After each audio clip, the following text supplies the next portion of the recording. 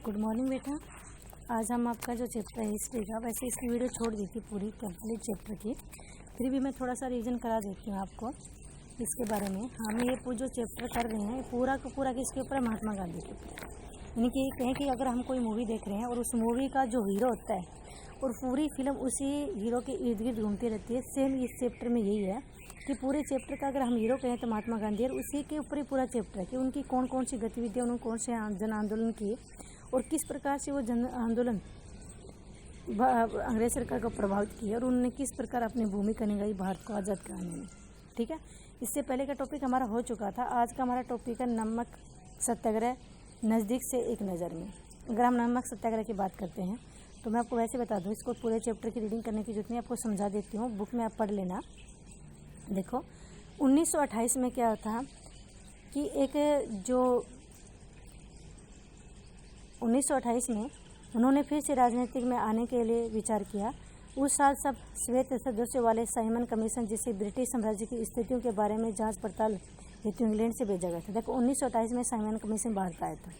ठीक है, आपको साइमन कमीशन का काम क्या था कि भारत आकर वो देखना था कि भारत में जो ब्रिटिश सरकार के द्वारा जो काम किया जाता है, पर ब्रिटिश प्रतिनिधियों के द्वारा जो काम किया जाता है वो वहाँ तक उसमें भारतीय लोग उससे संतुष्ट क्यों नहीं है, क्या कमियाँ हैं उसके अंदर। इस चीज़ की जांच करने के लिए साइमन कमीशन भारत आया था।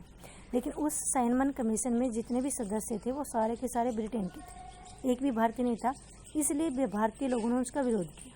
ठीक है, साइमन कमीशन गो बैक के नारे दिए गए, काली पट्टी और काले झंडे दिखाकर उनको क्या गया, उनका विरोध किया गया। लेकिन क्या हुआ कि उसी साइमन कमीशन का विरोध करते हुए आपको पता है कि लाला लाजपत राय को काफ़ी गुलाटियाँ लगी थी और उनका निधन हो गया था। ठीक है, तो इस चीज़ से भारतीय जो नेता थे वो काफ़ी आक्रोशित थे, असंतुष्ट थे। तो उन्होंने 1929 में, दिसंबर 1929 में कांग्रेस का एक अधिवेशन हुआ जो कि लाहौर में हुआ था, काफ़ी प्रसिद्ध है 1929 का लाहौर अधिवेशन आपका। तो उस अधिवेशन में क्या हुआ था, गांधी जी ने एक नया आंदोलन चलाने के लिए, एक नया सत्याग्रह चलाने के लिए उन्होंने अपनी अनुमति मांगी, जो कि नमक सत्याग्रह के नाम से जाना जाता है। ठीक है, इस आंदोलन में पूर्ण स्वराज्य की मांग रखेगी, यानी कि भारत को पूरी रूप से पूरे तरीके से उसको स्वतंत्र कराने की मांग रखी गई थी, घोषणा की गई थी। और इसी अधिवेशन में जो जवाहरलाल नेहरू है, इसको युवा जवाहरलाल नेहरू को क्या गया था, कांग्रेस का युवा अध्यक्ष चुना गया था।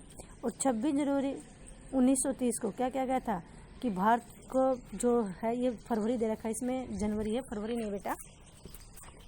ठीक है, तो 26 जनवरी 1930 को क्या किया गया था कि रावी नदी के किनारे, लाहौर में रावी नदी के किनारे पे झंडा फहराया गया था और भारत का पहला स्वतंत्रता दिवस मनाया गया था।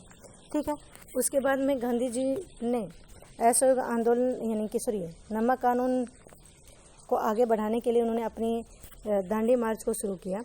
दांडी मार्च जो शुरू किया गया था वो 12 मार्च 1930 को शुरू हुआ था, ये आपको पता ही है।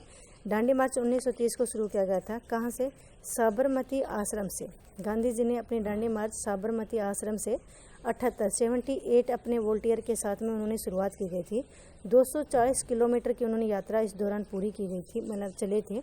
तो इसमें क्या था कि जब वो वहाँ से दांडी से चले थे तो शायद भारतीयों को, क्या किसी को विश्वास नहीं था कि इतनी लंबी दूरी वो पूरी पैदल तय कर पाएंगे और इसमें सक्सेस हो पाएंगे। अब देखो नमक कानून का विरोध क्यों किया गया था, कारण क्या था नमक कानून का विरोध करने का? नमक कानून का विरोध करने का कारण था कि अंग्रेज सरकार ने नमक के ऊपर टैक्स लगा दिया था। ठीक है, और नमक के ऊपर टैक्स लगने से क्या हुआ था, नमक काफ़ी महंगा हो गया था। और नमक एक ऐसी वस्तु है जो कि हर भारतीय के घर में उसको यूज किया जाता है। ठीक है, तो वो गांधी जी ने इसी चीज़ का विरोध करते हुए उन्होंने नमक कानून की शुरुआत की गई थी। आए समझ में आपको? तो जब 78 सदस्यों के साथ में जब वो नमक कानून का विरोध करते हुए साबरमती आश्रम से निकले, और वो जहाँ भी जाते, मतलब हर रोज़ जहाँ जाते, जिस गांव में रुकते, उसी गांव में क्या होता था कि लोग उनको सुनने के लिए आते थे, बहुत सारे लोग इकट्ठा होते थे और गांधी जी उनको अपना भाषण के द्वारा अपने विचार उनके सामने रखते थे। ठीक है, इसमें यहाँ तक कि उनके साथ में, उनके जो इस अभियान में हिंदू, मुस्लिम, पारसी, सिख सभी मतलब एक साथ थे, उसमें किसी मतलब धर्म, जाति या नस्ल का